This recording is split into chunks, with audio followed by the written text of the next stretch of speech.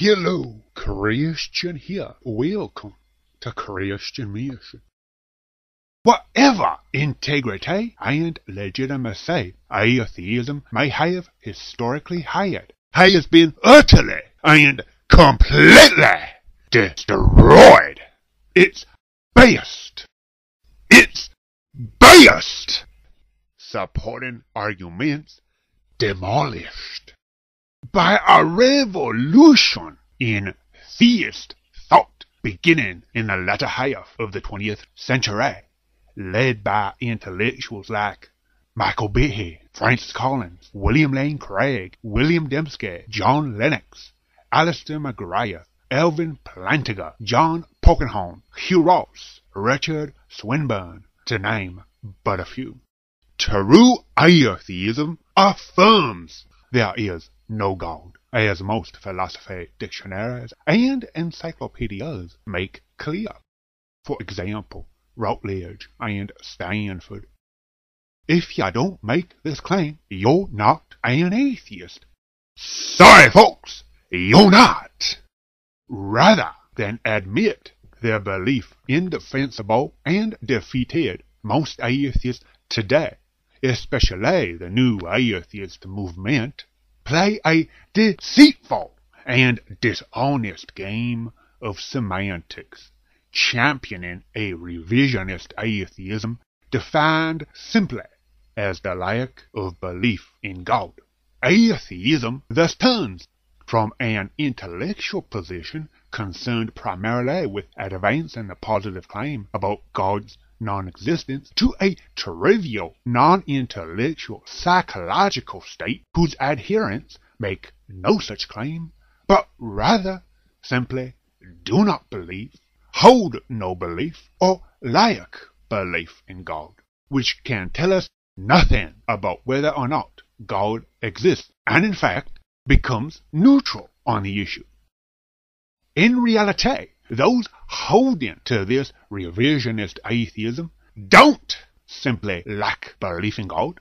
They adorn it, believing it allows them to advance claims made by true atheism, but without the need to intellectually and epistemically support them. Sometimes these atheists directly state God does not exist, as done by the American atheists.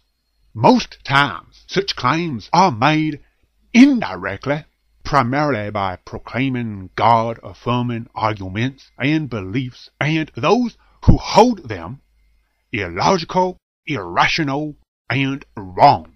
This is often done by angry, vitriolic, hyperbolic, and fallacious attacks, as if this is supposed to validate such claims.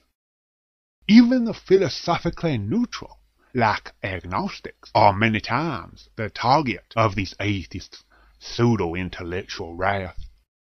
Such declarations, though, can hold any validity only if God's existence is entirely implausible, or if God does not exist, but are invalid if God's existence is plausible, or if God exists. Something can only be irrational, illogical, or wrong to affirm, true, or possibly true if it's shown to be implausible or untrue in some way. This does not have to be direct, mathematical, or scientific evidence, but can, for example, be shown using logic, like a detective may do to prove his case. In short, atheists claim that God-affirming beliefs are irrational, illogical, and wrong, which is equal to the positive claim that God does not exist, or it's at least a strong statement of the implausibility of his existence, which require either way to be taken seriously or accepted as a legitimate philosophical, intellectual position beyond the individual or group level. A reasoned, valid intellectual defense, something most atheists are uninterested in doing. these atheists believe, revisionist atheism, absolves them of any intellectual and epistemic responsibility for logical, reasoned arguments defending their positions. These atheists' tactic is simply, on one hand, empty posturing and rhetoric. On the other, it is the atheist trying to mendaciously redefine terms and debate rules to shift the burden of proof onto those who hold God exists, enabling these atheists to get away with anything they want to say without being intellectually responsible for it. It is a dishonest, invalid, and fallacious strategy making atheists look cowardly, weak, and defeated, and atheism an untenable, empty position and worldview, which it is. The atheist is responsible for providing some type of reasoned, valid, logical argument for his position. The question was and remains, is there a God? The burden of proof for which falls evenly between those who affirm he exists and those who affirm he does not exist, whether the latter affirmation is direct or indirect. Thus it falls evenly between the atheist and theist. Today's atheism does nothing to tackle this question.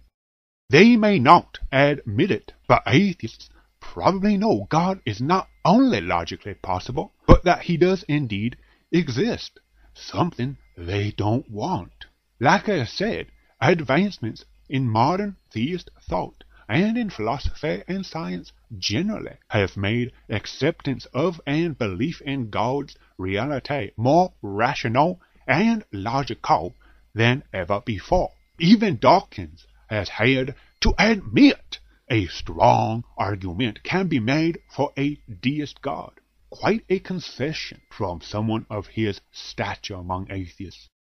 Atheists may proclaim their rational, scientific, and intellectual superiority, but in reality offer nothing. Until next time, God bless you.